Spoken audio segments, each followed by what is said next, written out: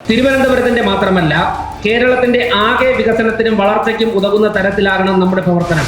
യോജന എന്നിവയുടെ എല്ലാം പ്രയോജനം നഗരത്തിലെ ഓരോ വാർഡിലും എത്തിക്കുന്നതിന് ഏകോപിത ശ്രമമാണ് ഈ ഭരണസമിതി സ്വീകരിക്കാൻ ഉദ്ദേശിക്കുന്നത്. ചെലവിൽ വികസനം എന്നതിൽ നിന്ന് ഫലത്തിൽ വികസനം എന്ന ദിശയിലേക്ക് നീങ്ങുകയാണ് ഈ ഭരണസമിതിയുടെ ഉദ്ദേശം.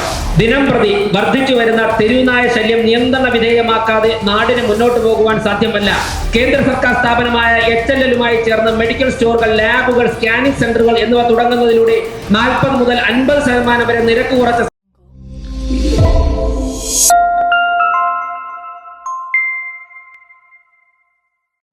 2026-27 മേയറുടെ ആമുഖ പ്രസംഗം.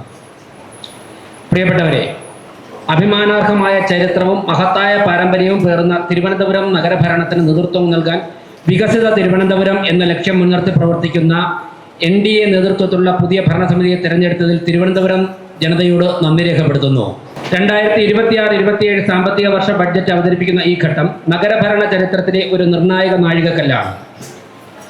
പുതിയ ഭരണസമിതിയുടെ ആദ്യ ബഡ്ജറ്റ് എന്ന നിലയിൽ ഇത് ഒരു സാമ്പത്തിക രേഖ മാത്രമല്ല, ഭരണത്തിന്റെ മൂല്യങ്ങളും ദിശാബോധവും മുൻഗണനയും ഉത്തരവാദിത്ത ബോധവും വ്യക്തമാക്കുന്ന ഒരു പ്രഖ്യാപനമാണ് ഇവിടെ നടത്തുന്നത്. ജനങ്ങൾ നൽകിയ വിശ്വാസം ഉത്തരവാദിത്തത്തോടെ കൈകാര്യം ചെയ്യുക എന്നതാണ് നമ്മുടെ പ്രധാന കടമ. അതിൽ ഉറച്ചു നിന്നും ആ ബോധം ഉൾക്കൊണ്ടുമാണ് ഈ ബഡ്ജറ്റ് രൂപീകരിച്ചിരിക്കുന്നത്. രാജ്യം വികസിത ഭാരത് 2047 എന്ന ദീർഘദർശനത്തോടെ മുന്നേറുന്ന ഈ ഘട്ടത്തിൽ നഗരങ്ങളുടെ പങ്ക് നിർണായകമാണ്.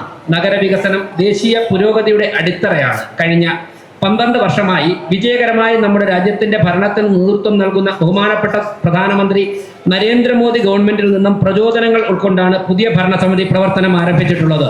കേന്ദ്ര സർക്കാരിന്റെ നഗര കേന്ദ്രീകരണ പദ്ധതികളുടെ പരമാവധി പ്രയോജനം ഈ നഗരത്തിൽ ലഭ്യമാക്കുക എന്നത് ഈ ഭരണസമിതിയുടെ പ്രതിജ്ഞയാണ്. നമ്മുടെ കോർപ്പറേഷൻ പരിധിയിലെ ജനകീയ പ്രശ്നങ്ങൾ പരിഹരിച്ചും വികസന സാധ്യതകൾ പ്രയോജനപ്പെടുത്തിയും നാടിന്റെയും ജനതയുടെയും പുരോഗതിക്ക് നേതൃത്വം നൽകുകയാണ് ഈ ഭരണസമിതിയുടെ കർത്തവ്യങ്ങൾ. വിവിധ കാലഘട്ടങ്ങളിൽ കോർപ്പറേഷൻ ആവിഷ്കരിച്ച് നടപ്പിലാക്കിയതും കേന്ദ്ര സംസ്ഥാന സർക്കാരുകളുടെ പങ്കാളിത്തത്തോടെ നടപ്പിലാക്കുന്നതുമായ പ്രധാന പദ്ധതികളായ സ്മാർട്ട് സിറ്റി മിഷൻ, അമൃത് 1.0, NULM, PMAY, അമൃത് 2.0, സ്വച്ഛ ഭാരത് മിഷൻ, ദീനദയാൽ അന്ത്യോദയ യോജന എന്നിവയുടെ എല്ലാം പ്രയോജനം നഗരത്തിലെ ഓരോ വാർഡിലും എത്തിക്കുന്നതിന് ഏകോപിത ശ്രമമാണ് ഈ ഭരണസമിതി സ്വീകരിക്കാൻ ഉദ്ദേശിക്കുന്നത്. മാറിയ രാഷ്ട്രീയ സാമൂഹിക സാഹചര്യത്തിൽ പുതിയ പദ്ധതികൾക്ക് തുടക്കം കുറിച്ചൊരു ജനതയുടെ സ്വപ്നങ്ങൾക്ക് ചിറകു നൽകുക എന്നത് ഞങ്ങൾ മുന്നിൽ കാണുന്നു. തലസ്ഥാനത്തെ കോർപ്പറേഷൻ എന്ന നിലയ്ക്ക് ദേശീയതയോട് ചേർന്ന് നിൽക്കുന്ന എന്നാൽ പ്രാദേശിക ആവശ്യങ്ങൾ കണക്കിലെടുക്കുന്ന ഒരു ഭരണമാണ് ഈ ഭരണസമിതിയുടെ ലക്ഷ്യം. തിരുവനന്തപുരത്തിന്റെ മാത്രമല്ല കേരളത്തിന്റെ ആകെ വികസനത്തിനും വളർച്ചയ്ക്കും ഉതകുന്ന തരത്തിലാകണം നമ്മുടെ പ്രവർത്തനം.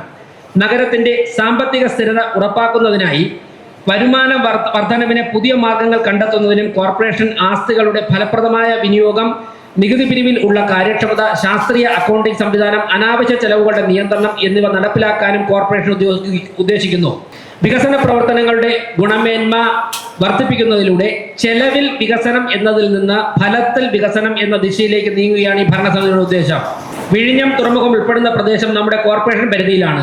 സംസ്ഥാന തലത്തിൽ മാത്രമല്ല ദേശീയ അന്തർദേശീയ ശ്രദ്ധാകേന്ദ്രമാണ് വിഴിഞ്ഞം. Thiruvananthapuram Shri Chitra Thirunal institute of medical സയൻസും വിക്രം സാരാഭായ് സ്പേസ് സെന്ററും ഒക്കെ തന്നെ തിരുവനന്തപുരത്ത് സമാനതകളില്ലാത്ത സാധ്യതകളാണ് തുറന്നിടുന്നത്. മഹാരാഷ്ട്രയുടെ സാമ്പത്തിക വളർച്ചയിലും തൊഴിൽ സാധ്യതകളിലും മുംബൈ തുറമുഖത്തിന് വലിയ പങ്കുവഹിക്കാൻ കഴിഞ്ഞെങ്കിൽ കേരളത്തിന്റെയും രാജ്യത്തിന്റെയും സമ്പദ്ഘടനയ്ക്ക് മുതൽക്കൂട്ടാകുവാൻ വിഴിഞ്ഞത്തിന് സാധിക്കും. തുറമുഖം ഉൾപ്പെടുന്ന കോർപ്പറേഷൻ എന്ന നിലയ്ക്ക് വിഴിഞ്ഞത്തെ അടിസ്ഥാന സൗകര്യങ്ങൾ വികസിപ്പിക്കുന്നതിലും നഗരത്തിന്റെ സമഗ്ര വികസന സാധ്യതകൾ പഠിച്ച് ലോജിസ്റ്റിക് ഹബ്ബുകൾ, സേവന മേഖലകൾ, വ്യാപാര കേന്ദ്രങ്ങൾ എന്നിവ വികസിപ്പിക്കുന്നതിലും കോർപ്പറേഷൻ മുൻകൈയെടുക്കും. തൊഴിൽ സാധ്യതകൾ പ്രയോജനപ്പെടുത്തുന്നതിലും തിരുവനന്തപുരം കോർപ്പറേഷൻ നമ്മുടെ ഉത്തരവാദിത്വം നിർവഹിക്കും. ആരോഗ്യ മേഖലയിൽ നിരവധി ഗവേഷണ കേന്ദ്രങ്ങളുടെയും ആധുനിക ചികിത്സാ കേന്ദ്രങ്ങളുടെയും ആസ്ഥാനമായിട്ടുള്ള തിരുവനന്തപുരത്ത് കേന്ദ്ര സംസ്ഥാന സർക്കാരുകളുടെ ഇടപെടലോടെ മെഡിക്കൽ ടൂറിസം വർദ്ധിപ്പിച്ചാൽ ആരോഗ്യ മേഖലയിൽ ലോകത്ത് തന്നെ മികച്ച മാതൃകകൾ സൃഷ്ടിക്കാൻ സാധിക്കും. കേന്ദ്ര സംസ്ഥാന സർക്കാരുകൾ മുൻകൈയെടുത്താണ് ഇക്കാര്യം നടപ്പിലാക്കേണ്ടത് എങ്കിലും ഈ സാമ്പത്തിക വർഷം മുതൽ ഇത്തരം ചർച്ചകളും കൂടിയാലോചനകളും നാം ഉത്തരവാദിത്തം ഏറ്റെടുത്ത് നിർവഹിക്കും. പച്ചക്കറി മാർക്കറ്റിലും വഴിയോര കച്ചവടക്കാരുടെ ഇടയിലും എങ്ങനെയാണ് പോയിന്റ് ഓഫ് സർവീസ് മെഷീൻ ഉപയോഗിക്കുന്നത്, അവിടെ നെറ്റ് കണക്ഷൻ ഉണ്ടോ എന്ന് ഇന്ത്യൻ പാർലമെന്റിൽ ചോദ്യം ഉയർത്തിയ പ്രതിപക്ഷത്തിന് ചുരുങ്ങിയ കാലം കൊണ്ട് ലോകത്തിലെ ഏറ്റവും വലിയ ഡിജിറ്റൽ ട്രാൻസാക്ഷൻ നടക്കുന്ന രാജ്യമായി ഇന്ത്യയെ മാറ്റാൻ കഴിഞ്ഞു എന്നതാണ് മറുപടി. IT മേഖലയുടെ സാധ്യതകളാണ് ഇനിയുള്ള കാലം. അതിൽ തിരുവനന്തപുരത്തിന് ഒരുപാട് മുന്നേറാൻ കഴിയും. IT വളർച്ചയിൽ ഹൈദരാബാദിനും ബാംഗ്ലൂരിനും മുന്നിലെത്താൻ തിരുവനന്തപുരത്തിന് കഴിയും. അതിന് ആവശ്യമായ അടിസ്ഥാന സൗകര്യം ഒരുക്കുവാൻ നമ്മുടെ നഗരസഭ മുൻകൈയെടുക്കും. ലോകപ്രശസ്തമായ പത്മനാഭസ്വാമി ക്ഷേത്രം ഉൾപ്പെടെ നിരവധി ആരാധനാലയങ്ങളുടെ കേന്ദ്രമാണ് തിരുവനന്തപുരം. നമ്മുടെ രാജ്യത്തിന്റെ സംസ്കാരവും പാരമ്പര്യവും നിലനിർത്തുന്നതിനും നാടിന്റെ അടിത്തറയും ദേശീയ ബോധവും വളർത്തുന്നതിനും ഒപ്പം സമ്പദ്ഘടന വികസിപ്പിക്കുന്നതിനും തിരുവനന്തപുരം കേന്ദ്രമാക്കി സാംസ്കാരിക ടൂറിസം വളർത്തുന്നതിനും ആവശ്യമായ നടപടികൾ കോർപ്പറേഷൻ സ്വീകരിക്കും. ശ്രീ പത്മനാഭസ്വാമി ക്ഷേത്രവും ആറ്റുകാൽ ക്ഷേത്രവും ഭീമാപള്ളിയും വെട്ടുകാടിയും പള്ളിയും ഒക്കെ തന്നെ നമ്മുടെ നാടിന്റെ മാതൃകകളാണ്. വരും തലമുറയെ ദേശീയ മുന്നേറ്റത്തിന്റെ ഭാഗമാക്കാൻ ഉൾപ്പെടെ സാംസ്കാരിക ടൂറിസത്തിലൂടെ നമുക്ക് സാധിക്കും. ബഹുമാനപ്പെട്ട പ്രധാനമന്ത്രിയുടെ പ്രതിമാസ പരിപാടിയായ മൻ കി ബാത്തിലൂടെ രാജ്യത്തിന്റെ വിവിധ ഗ്രാമങ്ങളിൽ ഉൾപ്പെടെ ജനങ്ങൾ അതാത് പ്രദേശത്തെ പ്രാധാന്യം അർഹിക്കുന്ന കരകൗശല വസ്തുക്കൾ ഉൾപ്പെടെ നിർമ്മിച്ച് ഗ്രാമീണ വികസനത്തിൽ പങ്കാളിയാകുന്നതും സ്വയം പര്യാപ്തത കൈവരിക്കുന്നതുമായ നിരവധി ഉദാഹരണങ്ങൾ നമ്മുടെ മുൻപിൽ എത്തിച്ചിട്ടുണ്ട്. അത്തരത്തിലുള്ള പ്രവർത്തനങ്ങൾ കോർപ്പറേഷൻ മുൻകൈയെടുത്ത് ആരംഭിക്കേണ്ടതായിട്ടുണ്ട്. ഗുജറാത്തിലെ നർമ്മദാ നദിക്കരയിലെ സ്റ്റാച്യു ഓഫ് യൂണിറ്റി ഭാരതത്തിന്റെ അഭിമാനമാണ്. ഒപ്പം ഗുജറാത്തിന്റെ സമ്പദ്ഘടനയിലും പ്രദേശത്തെ ജനങ്ങളുടെ തൊഴിൽ സാധ്യതയിലും വലിയ ചലനം സൃഷ്ടിക്കുവാൻ ആ പ്രവർത്തനത്തിലൂടെ സാധിച്ചിട്ടുണ്ട്. അത്തരത്തിലുള്ള സാധ്യതകൾ നമുക്ക് നേടാൻ കോർപ്പറേഷൻ മുൻകൈയെടുക്കും. വാർഡ് തലത്തിൽ തൊഴിൽ രഹിതരായ വീട്ടമ്മമാരെ സംഘടിപ്പിച്ച് സ്വയം തൊഴിൽ പരിശീലനം നൽകി സാമ്പത്തികമായി സ്വയം പര്യാപ്തതയിൽ എത്തിക്കുവാനും കോർപ്പറേഷനിൽ താമസിക്കുന്ന സാമൂഹ്യമായും സാമ്പത്തികമായും പിന്നോക്കം നിൽക്കുന്നതും പഠനത്തിൽ ഉന്നത നിലവാരം പുലർത്തുന്നതുമായ വിദ്യാർത്ഥികളെ സമൂഹത്തിന്റെ മുഖ്യധാരയിൽ എത്തിക്കുവാൻ സിവിൽ സർവീസ് കോച്ചിംഗ് ഉൾപ്പെടെ ആരംഭിക്കുന്നതായിട്ടുണ്ട്. ഇക്കാര്യത്തിൽ പട്ടികജാതി വിഭാഗത്തിൽപ്പെട്ടവർ പ്രത്യേക പരിഗണന അർഹിക്കുന്നു. തലസ്ഥാന നഗരമായതുകൊണ്ട് തന്നെ സർക്കാർ തലത്തിലും സാമൂഹിക സാംസ്കാരിക മേഖലയിലും വ്യവസായ രംഗങ്ങളിലും ഒക്കെ തന്നെ അനുഭവ സമ്പത്തുള്ള നിരവധി പേർ കോർപ്പറേഷൻ ഭരണത്തിന് സഹായകരമായ നിർദ്ദേശങ്ങളുമായി ഇതിനോടകം തയ്യാറായിട്ടുണ്ട്. രാഷ്ട്രീയ നേതൃത്വവും ഉദ്യോഗസ്ഥരും ചേർന്ന് തീരുമാനമെടുക്കുന്നതിന് ഒപ്പം വിവിധ മേഖലകളിൽ അനുഭവ സമ്പത്തുള്ളവരെ കൂടി മുഖവിലക്കെടുത്ത് മുന്നോട്ട് പോയാൽ കൂടുതൽ ഭരണ നേട്ടങ്ങൾ കൈവരിക്കാൻ കഴിയും. ഇത്തരത്തിലൊരു നാടിന്റെ വളർച്ചയ്ക്ക് ആവശ്യമായ എല്ലാ സാധ്യതകളും നേടാൻ ഈ ഭരണസമിതി തയ്യാറാകും. നൂറുകണക്കിന് കുളങ്ങളും പാർക്കുകളും നമ്മുടെ നഗരസഭയ്ക്കകത്ത് നിലവിലുണ്ട്. ഇവയെ എങ്ങനെ നാടിന് പൂർണ്ണമായും പ്രയോജനകരമാക്കാം എന്നതിനെക്കുറിച്ചും ഇവയുടെ നവീകരണത്തിന് ചെലവഴിക്കുന്ന കോടിക്കണക്കിന് രൂപ പാഴാകുന്നത് എങ്ങനെ തടയാം എന്നത് സൂക്ഷ്മ വിലയിരുത്തലിന് വിധേയമാകണം. ലഹരി മാഫിയ ഉൾപ്പെടെയുള്ളവ നമ്മുടെ നഗരത്തിൽ പിടിമുറുക്കുന്നത് തടയുവാൻ സ്കൂളുകളും മറ്റ് സ്ഥാപനങ്ങളും കേന്ദ്രീകരിച്ച് കൂടുതൽ ഇടപെടലുകൾ നടത്തണം. വികസന പ്രവർത്തനങ്ങളുമായി മുന്നോട്ട് പോകുന്നതിനൊപ്പം കോർപ്പറേഷനിലെ അടിസ്ഥാന പ്രശ്നങ്ങളും പരിഹരിക്കേണ്ടതായിട്ടുണ്ട്. 40 വർഷമായി നമ്മുടെ മുന്നിലുള്ള മാലിന്യ പ്രശ്നത്തിന് വിവിധ മാർഗങ്ങൾ സ്വീകരിച്ചുവെങ്കിലും ഇന്നും ചോദ്യചിഹ്നമായി അവശേഷിക്കുന്നു. വൻ തുക മുടക്കി നടപ്പിലാക്കിയ ഉറവിട മാലിന്യ പദ്ധതിയുടെ നിലവിലുള്ള അവസ്ഥ പരിശോധിക്കണം. മാലിന്യ സംസ്കരണത്തിന് നിലവിലുള്ളതിൽ നിലനിർത്തുവാൻ സാധിക്കുന്നവ അതേപടി നിലനിർത്തുന്നതിനൊപ്പം പുതിയ സാങ്കേതിക വിദ്യയുടെ സഹായത്താൽ വിജയകരമായി നടക്കുന്ന വാരണാസി, ഗോവ, ഇൻഡോർ ഉൾപ്പെടെയുള്ള നഗരങ്ങളിലെ മാലിന്യ നിർമ്മാർജ്ജനം നമുക്ക് മാതൃകയാക്കാവുന്നതാണ്. ദിനം പ്രതി വർദ്ധിച്ചു വരുന്ന തെരുവുനായ ശല്യം നിയന്ത്രണ വിധേയമാക്കാതെ നാടിന് മുന്നോട്ട് പോകുവാൻ സാധ്യമല്ല. തെരുവുനായ ശല്യം കൊണ്ട് ജനങ്ങൾ പൊറുതിമുട്ടുമ്പോൾ ഉത്തരവാദിത്വത്തിൽ നിന്ന് കോർപ്പറേഷന് ഒഴിഞ്ഞു നിൽക്കാൻ സാധ്യമല്ല. ശാസ്ത്രീയമായി വന്ധീകരണം നടത്തിയും സുപ്രീം കോടതിയുടെയും മൃഗസംരക്ഷണ വകുപ്പിന്റെയും മാനദണ്ഡങ്ങൾക്ക് വിധേയമായി ഷെൽട്ടറുകൾ നിർമ്മിച്ചും തെരുവുനായ പുനരധിവാസം നടത്തി നമുക്ക് പ്രശ്ന പരിഹാരം കണ്ടെത്താവുന്നതാണ്. ഇതിനു മുന്നോടിയായി തിരുവനന്തപുരം പട്ടണത്തിലെ വിവിധ കോളേജുകൾ, ആശുപത്രികൾ, റെയിൽവേ സ്റ്റേഷൻ, ബസ് സ്റ്റാൻഡ് എന്നിവിടങ്ങളിൽ നിന്നും പിടിച്ച 50 നായകളെ പൂവാറിലെ NGO നടത്തുന്ന ഷെൽട്ടറിൽ തിരുവനന്തപുരം കോർപ്പറേഷൻ പാർപ്പിച്ചു വരുന്നതിന് സംസ്ഥാന സർക്കാരിന്റെ അംഗീകാരം ലഭിച്ചിട്ടുണ്ട്. കേന്ദ്ര മൃഗസംരക്ഷണ വകുപ്പും NGO-കളുമായി ചേർന്ന് കൂടുതൽ സ്ഥലങ്ങളിൽ ഷെൽട്ടറുകൾ നിർമ്മിച്ച് തെരുവു നായകളെ പാർപ്പിക്കുന്നതിനുള്ള ചർച്ചകൾ ആരംഭിച്ചു കഴിഞ്ഞു. വാർഡുകൾ തോറും തെരുവു നായകൾ അലഞ്ഞു തിരിയുമ്പോൾ ജനങ്ങളും ജനപ്രതിനിധികളും പ്രതിസന്ധിയിലാകരുത്. എല്ലാ തരത്തിലുള്ള വിമർശനങ്ങളെയും വിയോജിപ്പുകളെയും നേരിട്ട് നിലവിലുള്ള നിയമങ്ങൾക്കകത്തു നിന്ന് തിരുവനന്തപുരത്തെ തെരുവുനായ പ്രശ്നത്തിന് ഈ ഭരണസമിതി പരിഹാരം കണ്ടെത്തും. മഴ സമയത്ത് നമ്മുടെ നഗരത്തിലുണ്ടാകുന്ന അപ്രതീക്ഷിത വെള്ളക്കെട്ടും കുടിവെള്ളക്ഷാമവും തലസ്ഥാന നഗരിയെ പ്രതിസന്ധിയിലാക്കാറുണ്ട്.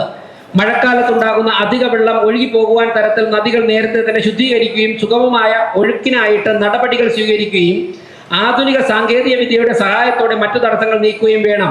മാൻഹോളുകൾ ഇടയ്ക്കിടയ്ക്ക് തകരാറിലാകുന്നത് അവസാനിപ്പിക്കുവാനും കഴിയണം. കുടിവെള്ളക്ഷാമം പരിഹരിക്കുന്നതിനും ജലവിതരണ വകുപ്പുമായി നിരന്തര ചർച്ചകൾ നടക്കുന്നുവെങ്കിലും നാളിതുവരെ പരിഹാരമാക്കാത്തത് ആശങ്കാജനകമാണ്. സംസ്ഥാന സർക്കാരിന്റെ പൂർണ്ണ നിയന്ത്രണത്തിലുള്ള ജലവിതരണ വകുപ്പിൽ ഇടപെട്ട് തീരുമാനങ്ങൾ നടപ്പിലാക്കുന്നതിന് കോർപ്പറേഷൻ ഭരണസമിതിക്ക് പരിമിതിയുണ്ട്. നഗരത്തിലെ ശുചിമുറിവുകളുടെ കുറവ് ഏറ്റവും വലിയ ജനകീയ പ്രശ്നങ്ങളിൽ ഒന്നായി നിലനിൽക്കുന്നതിന് അടിയന്തരമായി പരിഹാരം കണ്ടെത്താൻ ഈ ഭരണസമിതി പരിശ്രമിക്കും. ഈ ഭരണസമിതിക്ക് മുന്നിൽ എത്തുന്ന ജനങ്ങളിൽ ഭൂരിഭാഗവും വീടില്ലാത്തവരും ഭൂമിയില്ലാത്തവരുമാണ്. കേന്ദ്ര സർക്കാരിന്റെ മാനദണ്ഡങ്ങൾ പാലിക്കാൻ സംസ്ഥാന സർക്കാർ തയ്യാറാകാത്തതാണ് പ്രസ്തുത പ്രതിസന്ധിക്ക് കാരണം. ആത്യന്തികമായി ഇതിൽ ബുദ്ധിമുട്ട് അനുഭവിക്കുന്ന ജനങ്ങളാണ്. ഇക്കാര്യത്തിൽ ഉണ്ടാകുന്ന അധിക സാമ്പത്തിക ബാധ്യത ഇല്ലാതാക്കാൻ സാധ്യമാകുന്ന തരത്തിൽ പ്രശ്നം പരിഹരിച്ച് അർഹരായവർക്ക് 101 വാർഡുകളിലും വീടുകൾ നൽകുവാൻ ഈ ഭരണസമിതി തീരുമാനമെടുക്കുന്നു. അതിന് ആവശ്യമായ CSR ഫണ്ടുകൾ ഉൾപ്പെടെയുള്ളവ ലഭ്യമാക്കുവാൻ ആവശ്യമായ നടപടികൾ സ്വീകരിക്കും. ആരോഗ്യമുള്ള ജനതയാണ് ഒരു നാടിന്റെ സമ്പത്ത്. ആരോഗ്യവുമുള്ള ശരീരവും മനസ്സുമുള്ള ജനതയ്ക്ക് മാത്രമേ ശക്തമായ ഒരു രാജ്യത്തെ വാർത്തെടുക്കുവാൻ സാധിക്കൂ. ശ്രീ നരേന്ദ്രമോദി സർക്കാർ അധികാരമേറ്റ ദിനം മുതൽ രാജ്യത്തെ ജനതയുടെ ആരോഗ്യ സംരക്ഷണത്തിന് വിവിധ പദ്ധതികളുമായി മുന്നേറുകയാണ്. കേന്ദ്ര സർക്കാർ സ്ഥാപനമായ HLL-മായി ചേർന്ന് മെഡിക്കൽ സ്റ്റോറുകൾ, ലാബുകൾ, സ്കാനിംഗ് സെന്ററുകൾ എന്നിവ തുടങ്ങുന്നതിലൂടെ 40 മുതൽ 50% വരെ നിരക്ക് കുറച്ച ജനങ്ങൾക്ക് സേവനങ്ങൾ ലഭ്യമാക്കും. തിരുവനന്തപുരം നഗരസഭയിലെ മുഴുവൻ വാർഡുകളിലും വില കുറച്ച് മരുന്നുകൾ നൽകുന്നത് ഉൾപ്പെടെയുള്ള ഇത്തരം പദ്ധതികൾ നമ്മുടെ രാജ്യത്ത് തന്നെ ആദ്യമായാണ് നടപ്പിലാക്കുന്നത്. ഇത്തരത്തിൽ നിരവധി ജനകീയ ഇടപെടലുകളുമായി വലിയ സ്വപ്നങ്ങൾ മുൻനിർത്തിയാണ് ഈ ഭരണസമിതി മുന്നോട്ട് പോകുന്നത്. കോർപ്പറേഷൻ എന്ന് പറയുന്നത് ഒരു ഭരണസമിതി മാത്രമല്ല, മറിച്ച് ആയിരക്കണക്കിന് വരുന്ന ജീവനക്കാരാണ് ഈ കോർപ്പറേഷനെ ചലനാത്മകമാക്കുന്നത്. അതുകൊണ്ട് തന്നെ ജീവനക്കാരെ ചേർത്തു നിർത്തിക്കൊണ്ടുള്ള മുന്നേറ്റമാണ് ഭരണസമിതി ആഗ്രഹിക്കുന്നത്. കോർപ്പറേഷൻ ഭരണത്തെക്കുറിച്ച് ജനങ്ങൾ വിലയിരുത്തുന്നത് ജീവനക്കാരുടെ ഇടപെടലിലൂടെയാണ്. ഏതൊരു പൗരനും സൗഹാർദ്ദത്തോടെ സമീപിക്കാവുന്ന തരത്തിലാകണം നമ്മുടെ ജീവനക്കാരുടെ ഇടപെടൽ. ജീവനക്കാരുടെ ആശയ പ്രചരണത്തിനും സംഘടനാ പ്രവർത്തനത്തിനും അവകാശങ്ങൾ സംരക്ഷിക്കുന്നതിനുമുള്ള പ്രവർത്തനങ്ങൾ തുടരുമ്പോൾ തന്നെ ജനങ്ങളോടുള്ള പ്രതിബദ്ധത പൂർണ്ണമായും പാലിക്കണം. ജനങ്ങളുടെ പ്രശ്നങ്ങൾ പരിഹരിക്കുന്നതിലും മരാമത്ത് ജോലികൾ ഉൾപ്പെടെയുള്ള പൂർത്തിയാക്കുന്നതിലും ബോധപൂർവമായ വീഴ്ച വരുത്തുന്നതിനോട് യാതൊരു വിട്ടുവീഴ്ചയും ഈ ഭരണസമിതിയുടെ ഭാഗത്തുനിന്നുണ്ടാവുകയില്ല. നമ്മുടെ രംഗത്തെ കാർന്നുതിരുന്ന ക്യാൻസറാണ് അഴിമതി. സാധാരണക്കാരന്റെ ദൈനംദിന ആവശ്യങ്ങൾക്ക് സമീപിക്കുന്ന ഈ സ്ഥാപനത്തിൽ യാതൊരു തരത്തിലും അഴിമതി വച്ച് പൊറുപ്പിക്കുവാൻ ഈ ഭരണസമിതി കൂട്ടുനിൽക്കുക മാത്രമല്ല, അഴിമതിക്കാരെ അഴിക്കുള്ളിലാക്കാൻ ഞങ്ങൾ പ്രതിജ്ഞാബദ്ധരാണ്. ഏപ്രിൽ മാസത്തിൽ ആരംഭിക്കാൻ പോകുന്ന മരാമത്ത് ജോലികൾ അടുത്ത വർഷം മാർച്ച് വരെ നീട്ടിക്കൊണ്ടു പോകുന്ന കോൺട്രാക്ടർമാരാണ് ഈ നാടിന്റെ വികസനം മുടക്കുന്നതിൽ ഒന്നാം സ്ഥാനത്ത് നിൽക്കുന്നത്. ചില കോൺട്രാക്ടർമാരെയും അത്തരം കാര്യങ്ങൾക്ക് കുടപിടിക്കുന്ന ചില ഉദ്യോഗസ്ഥന്മാരെയും നിലയ്ക്ക് നിർത്തുവാൻ ഈ ഭരണസമിതി മുൻകൈയെടുക്കും. വികസന പ്രവർത്തനങ്ങളുടെ ഗുണമേന്മ പരിശോധിക്കുന്നതിന് ക്വാളിറ്റി ടെസ്റ്റിംഗ് സംവിധാനം ഏർപ്പെടുത്താനും വിജിലൻസ് സംവിധാനം കാര്യക്ഷമമായി നടപ്പിലാക്കാനും ഈ ഭരണസമിതി ഉദ്ദേശിക്കുന്നു.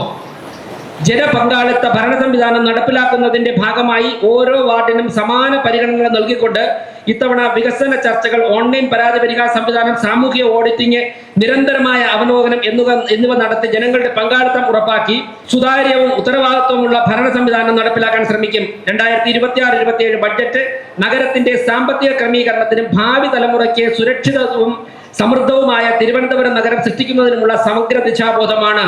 പ്രാദേശിക സംവിധാനങ്ങൾ തമ്മിലുള്ള ഏകോപനത്തിലൂടെ മികച്ച വികസന സംസ്കാരം സൃഷ്ടിക്കുക എന്നുള്ളതാണ് ഈ ഭരണസമിതിയുടെ ലക്ഷ്യം. ഈ ബഡ്ജറ്റ് ഒരു വർഷത്തേക്കുള്ള പദ്ധതി മാത്രമല്ല, ഒരു ദിശാബോധമാണ്, ഒരു പ്രതിജ്ഞയും ഒരു ഉത്തരവാദിത്ത പ്രഖ്യാപനവുമാണ്. നമ്മുടെ പുരാതന നഗരത്തെ ആധുനികവും സുസ്ഥിരവുമായ തൊഴിൽ സമൃദ്ധിയും പരിസ്ഥിതി സൗഹൃദവുമായ നഗരമാക്കി മാറ്റാനുള്ള ഈ ദൗത്യത്തിൽ എല്ലാവരുടെയും സഹകരണം അഭ്യർത്ഥിക്കുന്നു. കേന്ദ്ര സർക്കാർ പദ്ധതികൾ ഏകോപിപ്പിക്കുന്നതിനും പദ്ധതികളുടെ നിർവഹണ മേൽനോട്ടത്തിനും പ്രത്യേകം വിഭാഗം രൂപീകരിച്ച് പ്രവർത്തനം ആരംഭിക്കും. നമ്മുടെ നാടിന്റെ വികസനത്തിലും പദ്ധതി നിർവഹണത്തിലും ആവശ്യമാകുന്ന ഘട്ടത്തിൽ സമീപ പഞ്ചായത്തുകളും മുനിസിപ്പാലിറ്റിയുമായി ചേർന്ന് ചർച്ചകൾ നടത്തേണ്ടതും ഒരുമിച്ചുള്ള പ്രവർത്തനം നടത്തേണ്ടതുമാണെന്ന് ഈ ഭരണസമിതി വിലയിരുത്തുന്നു. തിരുവനന്തപുരം കോർപ്പറേഷന്റെയും സമീപ തദ്ദേശ സ്ഥാപനങ്ങളുടെയും വളർച്ചയ്ക്ക് ഇത്തരം നീക്കങ്ങൾ ഗുണം ചെയ്യും. 2047 ഭാരതം ലോകത്തെ ഏറ്റവും മികച്ച രാഷ്ട്രമാകുമ്പോൾ അതിൽ സാമ്പത്തിക രംഗത്ത് മാത്രമല്ല, ശാസ്ത്ര സാങ്കേതിക മേഖലയിലും ആരോഗ്യ വിദ്യാഭ്യാസ മേഖലയിലും IT രംഗത്തുമൊക്കെ തന്നെ വലിയ സംഭാവനകൾ നൽകാൻ തിരുവനന്തപുരത്തിന് സാധിക്കണം. ഈ കോർപ്പറേഷനിലെ 101 വാർഡുകളെയും ഒറ്റക്കെട്ടായി കണ്ടുകൊണ്ട് ജനങ്ങളോടൊപ്പം നിന്നുകൊണ്ടുള്ള ഒരു ഭരണമാണ് ഈ ഭരണസമിതി വിഭാവനം ചെയ്യുന്നത്. അതിന് മുഴുവൻ ജനപ്രതിനിധികളുടെയും പിന്തുണ തേടുന്നു. ഈ ഭരണസമിതി ചുമതലയേറ്റ് 2 മാസം പൂർത്തിയാക്കുന്ന ഈ കാലയളവിനുള്ളിൽ തന്നെ രാജ്യത്തെ ശ്രദ്ധാകേന്ദ്രമാക്കുവാൻ നമ്മുടെ കൂട്ടായ പ്രവർത്തനം കൊണ്ട് തിരുവനന്തപുരം കോർപ്പറേഷൻ സാധിച്ചിട്ടുണ്ട്. അതിന് ഒപ്പം നിന്ന സഹപ്രവർത്തകരോട്, ജീവനക്കാരോട്, ജനങ്ങളോടും മാധ്യമ സുഹൃത്തുക്കളോടും നന്ദി രേഖപ്പെടുത്തുന്നു.